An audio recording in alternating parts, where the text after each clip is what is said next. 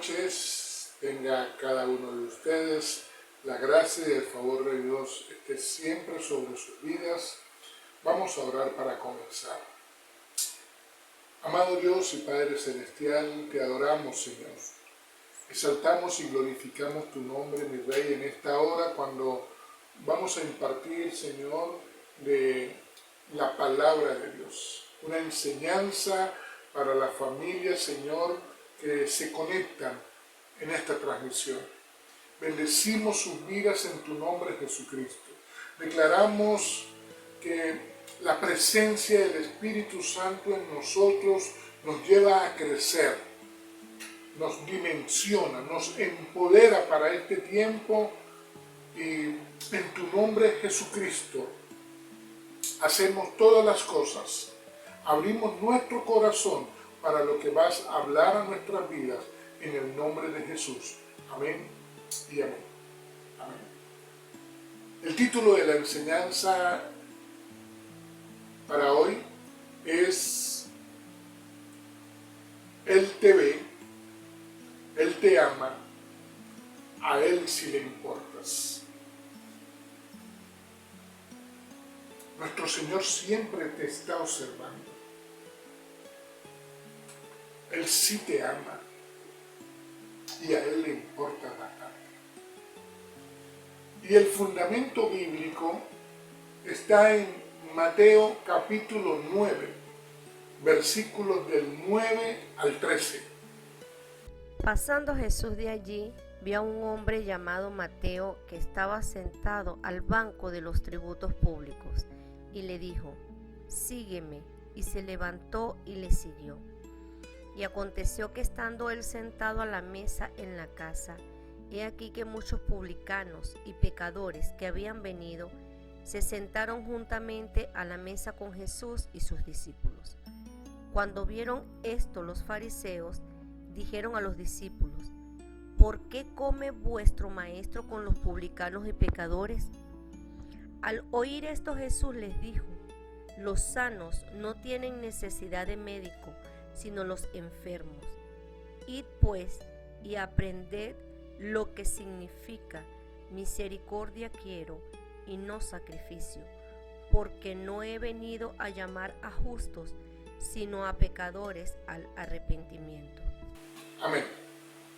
Que el Señor añada la bendición a su palabra. Estamos en tiempos muy desafiantes y vivimos en un mundo bastante difícil. Un mundo donde hay mucha competencia,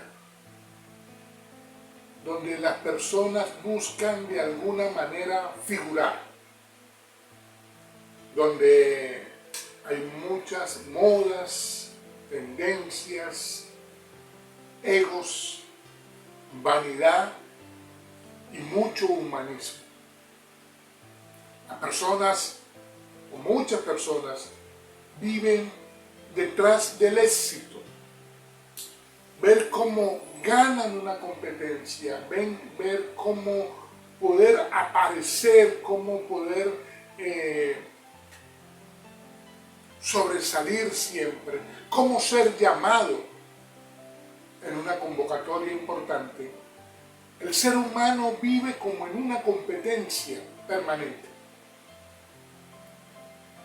Y a veces el que gana, o al que llaman, o el que termina apareciendo, es el que menos esperábamos.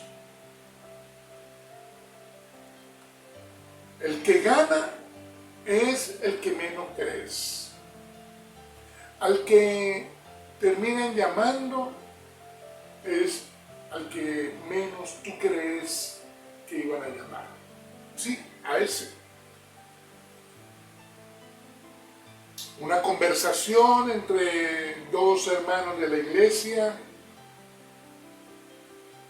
y el uno le dice al otro: ¿sabes quién asistió a la congregación ayer?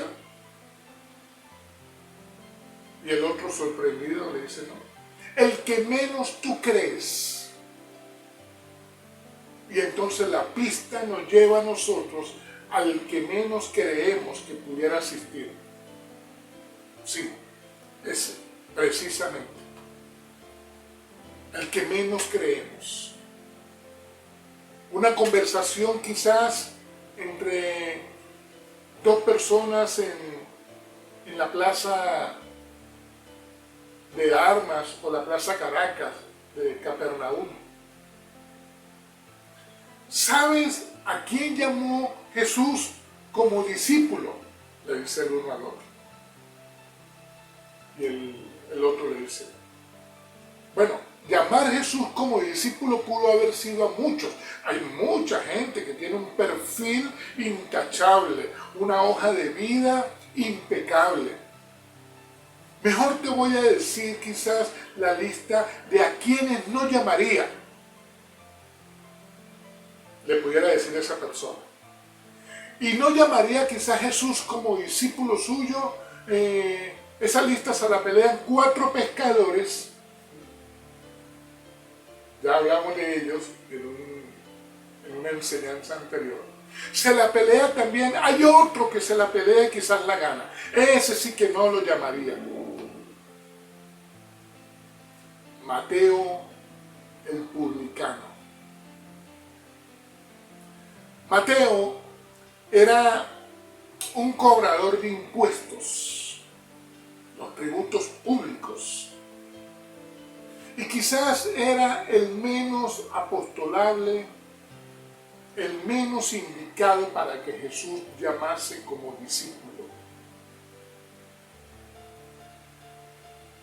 La población no quería a los cobradores de impuestos. No los veía bien. Los sentía como enemigos del pueblo, como traidores de la sociedad. Los tenían como personas muy indolentes, muy insensibles. No los veían bien. Definitivamente los catalogaban de personas sin corazón, insensibles totalmente. Ese era el cuadro de Mateo. Y más adelante vamos a verlo porque ni a la sinagoga podían ellos entrar. Porque eran considerados por la ley como impuros. Y la gente no se relacionaba con ellos para nada. O sea, era una raya el andar con un publicano. La gente en el pueblo, en las ciudades, no quería nada con los cobradores de impuestos. Hay cierto parecido a hoy, pero en aquel tiempo era más acentuado eso en la sociedad. Sin embargo, Jesús, el Hijo de Dios, se le acercó a Mateo, lo vio, lo amó y lo llamó. Unos capítulos más adelante, Jesús también fue a la casa de Zaqueo. Y Zaqueo, según me dice la Biblia, era el jefe de los publicanos. O sea, el jefe de estos cobradores de impuestos. Quiere decir que Jesús en más de una vez se relacionó con estas personas a los cuales la sociedad no los quería, los veía muy mal. A veces nosotros somos muy rápidos para leer los evangelios, las escrituras, y sobre todo los evangelios, porque ahí está la vida de Jesús en la tierra. Deberíamos leer con mucha más atención y verás cómo vas a conseguir unas perlas poderosísimas en la palabra para lo que es nuestro ministerio hoy. Ahora, ¿cómo era este asunto? ¿Cómo era el tema de los impuestos en aquellos tiempos? Es importante conocer el tema de los impuestos, cómo se manejaba eso en aquellos tiempos, para poder entender aún más las Escrituras. El Imperio Romano controlaba toda la población judía y controlaba gran parte de la tierra. Y tenía su forma de cobrar los impuestos a través de oficinas recaudadoras que funcionaban muy localmente. O sea, eran dependencias de Roma, pero muy locales. Y la persona que estaba a cargo, estaba al frente de esta oficina, se le llamaba publicano. Este cobrador de los tributos públicos llegaba a ese cargo por subasta. O sea, cuando iban a tomar el encargado de la oficina de los tributos públicos en Capernaum, por decir algo, entonces varios iban a competir y el que más pagara a Roma era el que se quedaba con la oficina. Claro, esa persona pagaba una inicial, luego seguía pagando cuotas. Entonces, de lo que le cobraba la gente de impuestos, le pagaba a Roma lo que quedaba debiendo. Era un negocio redondo para Roma porque aseguraba que ese cobrador de impuestos iba a cobrar y les iba a pagar a ellos. Ahora, ese territorio controlado por Roma era muy extenso. Por lo tanto, Roma no podía tener funcionarios de ellos, o sea, romanos, al frente de estas oficinas que conocieran bien a los pueblos judíos. Y ellos deciden entonces colocar en estas oficinas recaudadoras a propios judíos. El judío es muy bueno para cobrar. Este judío tenía toda la consideración y toda la protección del Imperio Romano. Eran intocables por alguien que quizás pudiera objetar un cobro, iba preso inmediatamente. Porque las fuerzas públicas protegían a este publicano. No había un porcentaje exacto legal en el cobro, aunque sí había una tasa. Roma controlaba todo y había una tasa puesta por ellos, pero de esa tasa para arriba era del publicano. El publicano cobraba lo que le parecía, a criterio propio. Y a Roma le interesaba era que detuviesen mensualmente lo de ellos. Con tal y le tuviesen a Roma lo de ellos, lo demás no les interesaba. Por eso que habían tantos maltratos de los publicanos a la sociedad. Por eso era que no los querían. Habían 3 impuestos sagrados para Roma. 3.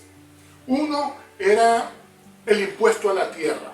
Todo el que tuviese 1 metro de tierra, un inmueble, un local, una finca, pagaba mensualmente el derecho a tener esa tierra. Había un segundo impuesto que era el impuesto a la persona. Por vivir, toda persona entre 12 a 65 años pagaba impuestos. Y había un tercer impuesto que era el impuesto sobre la renta. Ese mismo que pagamos hoy, que era por la productividad de cada uno, bien sea en las jornadas laborales o en los emprendimientos o en la prestación de servicio. Esos 3 impuestos eran sagrados de Roma.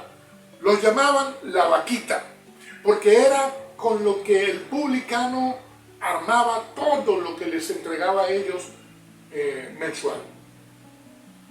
Y aparte de esto, estaba con lo que el publicano se rebuscaba, que le daba muchos dividendos, donde sacaba era una pequeña parte para Roma y lo más grande era para ellos, que era impuestos en tránsito, por transitar a pie, por usted ir a Bancay, al cercado de Lima, o por ir a cualquier sector de esta ciudad, tenía que pagar. También por comercio, también por usar un puente, por pasar por un peaje, que se inventaban cualquier cantidad de peajes, eso es bastante viejo, por utilizar el puerto, o sea, Capernaum era un puerto, por animales, por usted tener animales en su casa, animales en el establo, usted pagaba un impuesto, o la persona que estaba allá en Capernaum, por la carreta, cuántas ruedas tenía la carreta, por todo se pagaba impuesto, por el agua, cuántos tobos de agua o vasijas de agua usted cargaba, usted pagaba impuesto, por hacer negocios. De todo se pagaba impuesto. Por eso que el publicano no lo quería, porque el publicano le metía la mano a todo el mundo en su bolsillo. Y Capernaum era una ciudad grande, una ciudad de paso, o sea, mucha gente iba y venía por Capernaum, era un puerto muy importante, era una ciudad de muchos negocios, de muchos impuestos. Quiere decir que el publicano Mateo manejaba mucho dinero. Era un hombre adinerado, si se quiere. Me imagino que tuvo que pagar en la subasta grandes cantidades de dinero a Roma para poder obtener esa oficina recaudadora de una de las ciudades más prósperas que tenía el Imperio Romano. Ahora, Mateo tiene un parecido con nosotros. Se parece, o nosotros nos parecemos mucho a Mateo en algunas cosas. Quizás la forma como el mundo, la sociedad, veía a Mateo no era precisamente para que fuese llamado para algo importante. O sea, era la persona que quizás tenía menos perfil aceptable para ser llamado para algo importante. Creo que ahí entre Mateo y yo hay un parecido. Entre tú y Mateo hay un parecido. Mateo también representa la gracia de Dios en nosotros. En un hombre que nadie daba nada por él. Nadie daba nada por Mateo. Era un hombre que aunque tenía quizás riqueza, era detestable para el pueblo. Difícilmente puedes oír de que una persona con dinero y con poder, la gente no lo quiere. Porque hay gente que quizás es mala y otros son muy feos, pero cuando se tiene dinero y poder, sobra quien lo quiera. A Mateo no. O a los publicanos no los querían. Para nada. Imagínense los otros discípulos de Jesús cuando vieron al nuevo convocado, al nuevo de los discípulos, pensando, bueno, yo como que llevaba la bandera de los menos convocables, pero este me ganó. No fue Mateo quien tomó la iniciativa de ir a Jesús. Fue Jesús quien lo llamó. Al que menos tú crees, Él llamó. Y le dijo, sígueme. Mientras estaba trabajando Mateo, Jesús lo llamó. Noten algo. ¿Cuántas personas ponen la excusa del trabajo solo para ir a orar 20, 30 minutos? O para congregarse, o para leer la palabra de Dios. ¿Cuántas veces hemos puesto cualquier cosa de excusa para no ir al llamado de Jesús? Para Mateo era la gran oportunidad de su vida. No muchas veces a él lo habían llamado para algo. Quizás nunca. En años, quizás nadie había querido relacionarse con él amistosamente. Cuando nos encontramos de que él no podía entrar a la sinagoga, el lugar de encuentro de las familias de los judíos, y aún es así, son las sinagogas. Es el lugar donde ellos van con sus familias, con sus hijos, donde ellos hacen su oración. Aún los que no son muy buenas personas, pero hasta hoy en día es el lugar donde todos van, menos Mateo. A él no se le podía dejar ingresar al templo. Nadie quería relacionarse, mucho menos una foto, aunque no existían. Pero nadie quería figurar al lado de Mateo. Ahora, cuando Jesús lo llama, es la oportunidad de la vida en Mateo. Tú y yo también hemos sido llamados por Jesús. Al igual que Mateo, también hemos tenido esa oportunidad tan hermosa que Jesucristo nos da. Más allá de lo que haya sido nuestra vida este tiempo atrás, más allá de cuántas cosas tú hayas tenido que atravesar, la oportunidad que Jesús le dio a Mateo también te la da a ti. Jesús está esperando por ti, si aún no has acudido a su llamado. Mateo quizás perdió el trabajo, un trabajo que era aparentemente cómodo, muy adinerado, donde tenía poder. Quizás no tenía amigos, pero tenía poder. Quizás hambre no aguantaba. Y creo que ahí él daba muchas órdenes, imponía cosas, mandaba. No tenía amigos, no se relacionaba con muchas personas amistosamente, pero él ahí tenía su lugar de poder.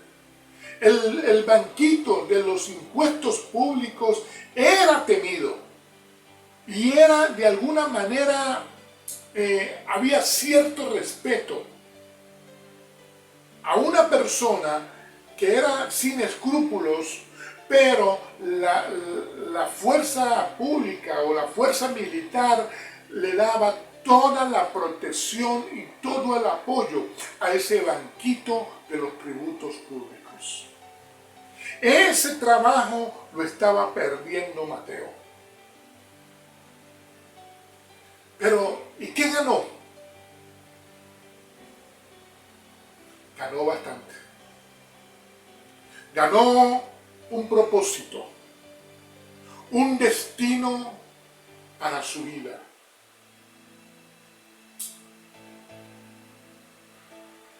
Lo eterno con Dios. Una vida aceptable, con dignidad. Eso ganó Mateo. El Señor Jesucristo te da la posibilidad de caminar con la cabeza en alto. Aparentemente había perdido mucho Mateo, pero ganó lo mejor. Ganó a Jesucristo. Quizás en lo que perdió se fue la inversión que le había pagado a Roma en la subasta para su lugar de trabajo. Se fue quizás toda su vida, la casa, los vehículos o la empresa que alguien puede estar pensando es la empresa de mis sueños, lo que Dios me dio, aquello y esto otro, ¿cómo lo voy a perder? ¿Cómo lo voy a dejar? ¿Cómo voy a dejar mi estabilidad económica? Pudiera decir alguien. Pero Mateo aparentemente perdió todas esas cosas, pero ganó lo mejor para su vida, Jesucristo.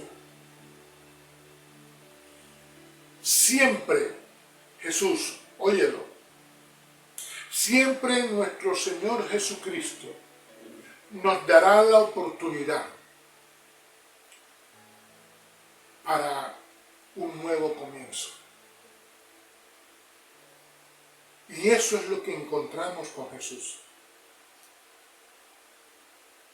Mateo no se puso a sacar cuentas. No se puso a echar número, a llamar a uno y al otro. Cuando Jesús pasa, lo ve. Jesús lo ama. Porque si algo aprendemos en la Biblia es que cuando Jesús ve a alguien, mayormente lo ama. Y a Jesús le importa esa persona como le importas tú.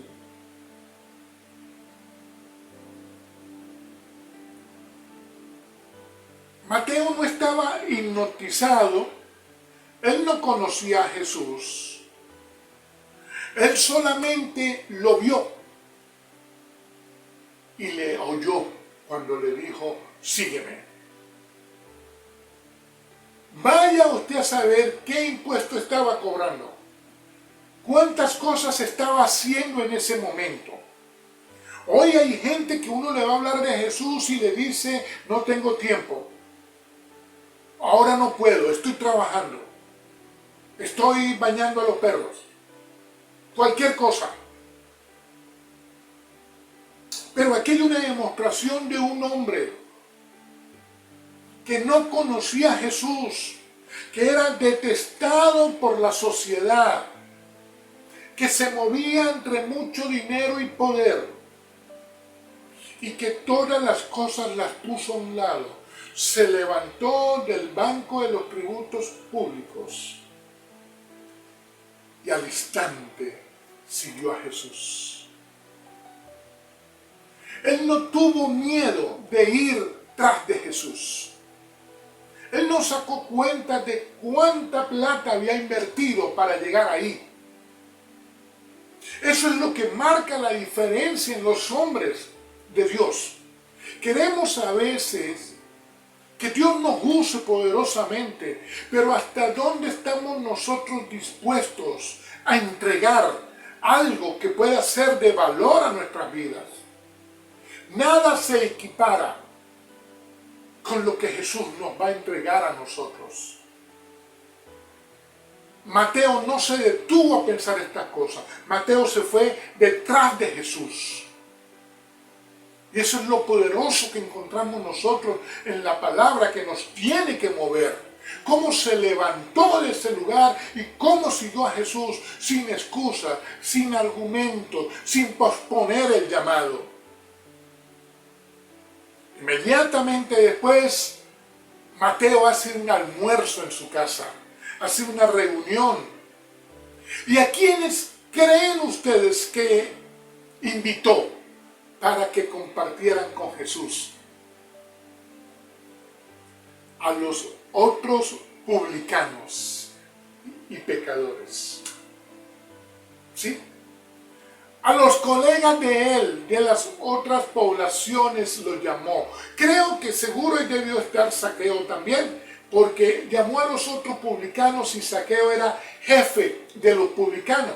La Biblia no lo dice, pero sí nos muestra que habían unos cuantos publicanos y pecadores que la gente no quería.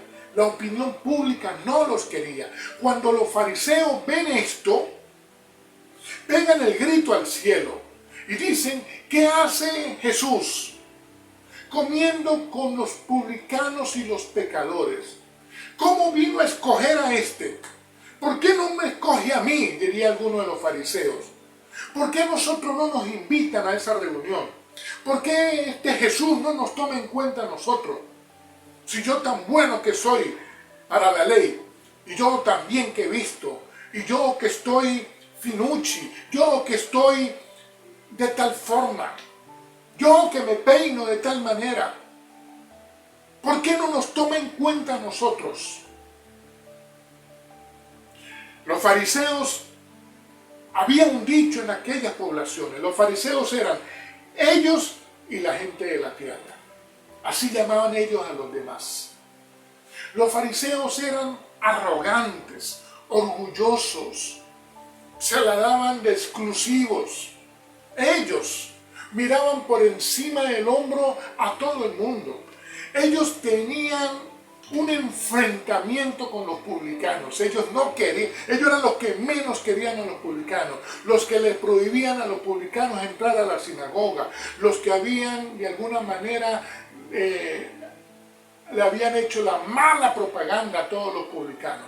Y creo que el publicano era más malo cuando veía a un fariseo, porque había un enfrentamiento entre ellos. Y ellos están ahí hablando todas estas cosas. ¿Cómo es posible que Jesús con ellos sí come, con nosotros no? ¿Cómo es posible esto y aquello? ¿Por qué a él sí lo llaman? ¿Por qué a él sí lo convocan para esto? ¿Por qué él sí ganó el derecho a tal cosa?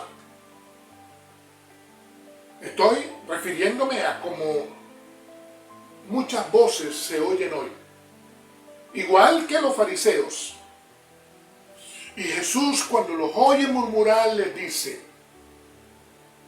ellos sienten que me necesitan. Ustedes los fariseos no. Ahí estaba la diferencia. Jesús les dice: misericordia quiero, no sacrificio. ¿Sabe qué le está diciendo Jesús? Porque la misericordia viene de Él, pero la misericordia la pone el Señor en quien le ama. Todo aquel que se acerca a Jesús y le aprende, le empieza a amar, el Señor pondrá en él misericordia. Y Jesús le está diciendo: misericordia es mi estilo. No me vengan a dar sacrificios, porque la gente cree a veces que con toda la estructura que le pueda presentar al Señor, estamos hechos. No, el Señor quiere en nosotros primero un corazón que lo vea, le oiga y le siga. Y en ese seguirle, le aprende a conocer, le acepta, le sirve, le ama y le sigue eternamente. Eso quiere Jesús en nosotros. no tanta estructura, porque hay veces por tanta estructura, aunque pueda ser importante, dejamos de amar a Jesús. Y cuando se deja de amar a Jesús, se le deja de seguir. Jesús llamó al que menos creíamos que iba a llamar. Te llamó a ti, me llamó a mí. Al que menos le parezca a la sociedad. Hoy Jesucristo está parado frente a ti y te sigue llamando. Está esperándote. Te sigue llamando. Espera por ti. Tú y yo nos parecemos a Mateo. Quizás para muchas personas no servimos. Quizás para muchas personas no capacitamos. Pero para nuestro Señor sí. Él y su gracia están aquí por ti. En esta transmisión te lo tengo que decir. Para Él, tú eres importante y te está llamando. Más allá de toda situación difícil que puedas estar atravesando, hay solución en Jesucristo. Aquellos que se creían sanos o que se creen sanos hoy son los que no le necesitan. Le están diciendo al Señor, no te necesito, yo estoy sano totalmente. No tengo problemas. Y Jesús le dice, ese es el problema de ustedes los fariseos. Pero ellos sí me necesitan. Yo necesito a Jesucristo. Y es lo que busco enseñarte cada semana. ¿Cuánto necesitamos de Jesús? Mañana, tarde, noche. Por lo tanto, ¿cuánto debemos buscarle todo el tiempo? Y mucho. Jesús te está llamando. Forma parte de su equipo. Atrévete a hacerlo. Jesús te ama. Más allá de cualquier condición o circunstancia, hay para ti una posición, un propósito, que es cuando nos acercamos a Jesús y cuando le seguimos, cuando abrazamos su causa. Ven y sígueme. Dice su palabra en Juan 1:12, mas a todos los que le recibieron, yo recibo el mensaje de Jesús, a los que creyeron en su nombre. Yo he creído en Jesucristo y es la invitación que te hago, mucho más allá quizás de lo que ha sido el seguirle tibiamente. Te animo a que, como aquel versículo cuando Jesús le habla a los que le habían recibido, a los que le habían creído, Él les dio la potestad, el poder, los derechos y los deberes de ser llamados hijos de Dios. Eso es lo que Jesús le decía a ellos. Y eso es lo que Jesús nos está diciendo en esta noche. En medio de una sociedad que quiere vivir de espaldas a Dios, que no tiene en cuenta a Jesucristo para sus decisiones, que muy poco importa la comunión con el Espíritu Santo, te hago una invitación a que puedas ver a Jesús, oírle y acudir a su llamado, porque a Él tú le importas. Quizás alguien te dijo en esta vida que tú no servías y te cerraron muchas puertas, pero Jesús está aquí, te está llamando y te está esperando. Él es el que te va a promover. Cierra tus ojitos y abre tu corazón para Jesús. Dile: aquí estoy, mi Señor. Al igual que Mateo, yo me levanto en el poder del nombre de Jesús y voy tras de ti. Amado Dios y Padre Celestial, yo he predicado tu palabra en esta hora. Señor, yo he impartido lo que tú pusiste en mí para la iglesia. Precioso Espíritu Santo, toca los corazones en esta hora y abraza a cada persona, Señor, que ha abierto su corazón para Jesucristo. Llénalos, Señor. Llénalos, amado Rey. Levántales, mi Rey, en el nombre de Jesús. Poder de Dios en sus vidas, en su espíritu, en su casa, en su familia, en su entorno, mi Señor. En este tiempo de tantas dificultades, mi Señor, tú pones más poder en medio de tus hijos. Señor, tu palabra dice que donde abunda la maldad, sobreabunda tu gracia. Y lo creemos, mi Señor, más allá de tanto problema que se presenta hoy. En ti somos más que vencedores, amado Jesús.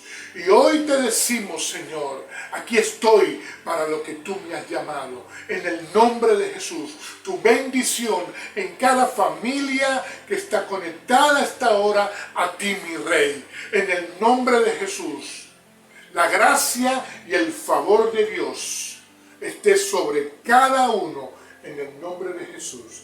Amén, amén y amén.